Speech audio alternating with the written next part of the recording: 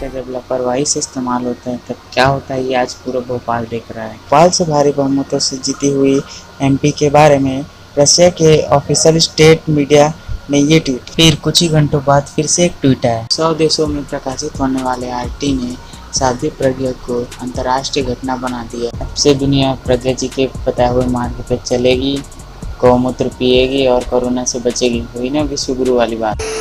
कौन है ये लोग, कहां से आते हैं? आज हम जानेंगे कि हमारे ही द्वारा चुने गए नेता देश की रेपुटेशन और गरिमा की कैसे धज्जियां उड़ा रहे हैं। देखिए, बिल्कुल मुझे गलत मत समझिए, साध्वी प्रज्ञा पहले से ही वर्ल्ड फेमस है और ये बात मैं मानता हूँ। शायद ही कोई ऐसी एमपी होगी जो टेरर केस होने के बावजूद भी मेंबर ऑफ पार्लियामेंट बनी, और तब से लेकर आज तक इन्होंने अपने शब्दों से ही बहुत सारी चीज़ें ढेर कर दी, जैसे लॉजिक, साइंस, ह्यूमैनिटी और देश की गरिमा। 17 मई को उन्होंने किया एक और दावा। उन्होंने कहा कि वो कोविड और लंग इन्फेक्शन से एकदम मुक्त हैं क्योंकि वो गौमूत्र पीती हैं।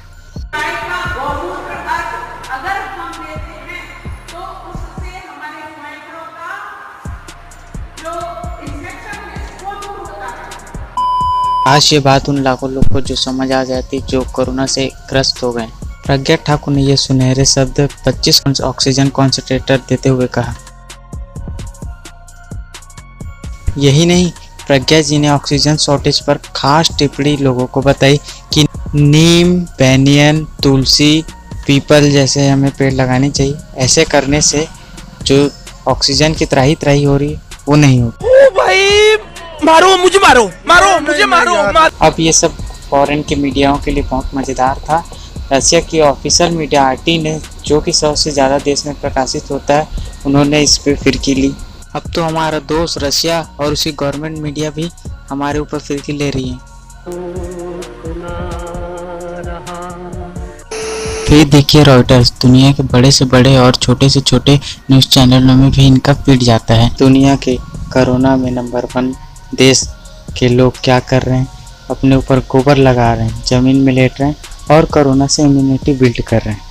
जबकि डॉक्टर्स ने साफ ये बात कह दी है कि गोबर लगाने से फंगल इन्फेक्शन बढ़ सकता है, ना कि कोरोना कम होगा। दुख की बात यह है कि वो कट्टर नेशनलिस्ट जो अपने बायो में डालते हैं नेशन फर्स्ट, अब उनको तकलीफ नहीं हो रही जब देश की गरिमा और रेपुटेशन का मजाक उड़ाया जा रहा है। प्रज्ञा जनता का पपलू बनाते आई है और बना भी रही है हर दूसरे दिन। जैसा कि कोरोना के फर्स्ट वेव में प्रज्ञा ने काम तो ढीले भर कर किया, लेकिन प्रज्ञा ने लोगों को बताया कि तुम लोग प्रतिदिन 5 बार हनुमान चालीसा का जाप करोगे और पूरी दुनिया से कोरोना से मुक्ति मिल जाएगी। एक स्वर में गाया हुआ हनुमान चालीसा का पाठ निश्चित रूप से सिद्ध होगा और हम कोरोना से मुक्ति पाएंगे। रुको जरा, सब्र करो।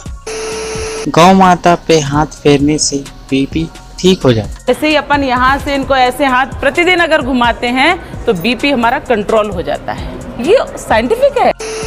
यहाँ फिर आता है गौमूत्र से कैंसर का समाधान। बंद करो ये सारे हॉस्पिटल, बनाओ इनको गौशाला। गौमूत्र जो है, मैं कैंसर की पेशेंट, मैंने गौमूत्र से और पंचगव्य से बनी औषधियों से अपने को ठीक किया, अपना कैंसर ठीक। लेकिन मजेदार बात इसमें यह है कि ये जो नुस्खे हैं ये सब सारे आम जनता के लिए।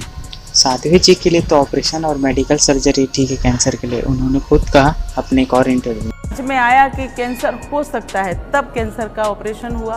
कैंसर के ऑपरेशन में रिपोर्ट निकली, जो आया कैंसर की रिपोर्ट में, उसके आधार पे इलाज। देखो भाई, प्रज्ञा जी सेकंड वेव के आने की तैयारी में इतनी व्यस्त थी कि गाय पे हाथ चलाना भूल गई और हो गई बीपी की प्रॉब्लम। तुरंत ही उन्हें हवाई जहाज से गौशाला ले जाया गया।